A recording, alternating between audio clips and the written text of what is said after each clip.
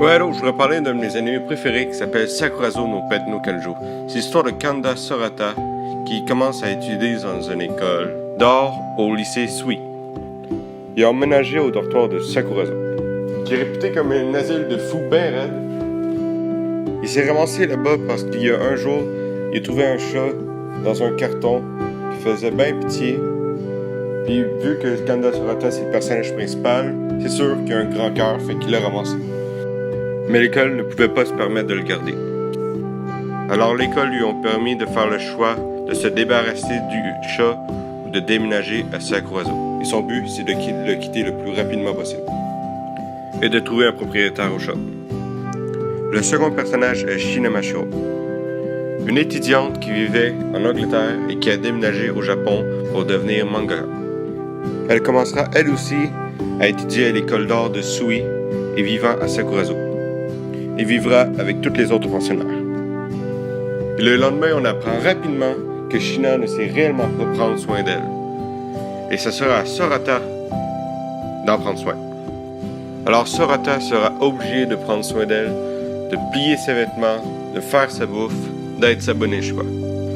Parce que Shiro ne sait rien faire d'autre que peinturer, et ça, on l'apprend vite. On va suivre le quotidien des pensionnaires de Sakurazo, qui ont chacun un talent particulier comme écrivain, programmeur, les personnes qui font les animés, le mangaka. Mais cet anime parlera surtout de la difficulté à se faire un nom dans le monde du travail et à ne pas toujours réussir ce qu'on fait. Souvent, quand on met des efforts, ça donne pas toujours quelque chose. Surtout dans les animes, les shonen, quand tu travailles fort, ça donne quelque chose, mais là, je dirais que ça plus un fond réaliste. On va souvent aussi rire dans cet anime-là avec les personnages qui sont marginaux et qui sont réellement pas normaux, puis dans une vie extraterrestre parce qu'ils sont à Sakurazo.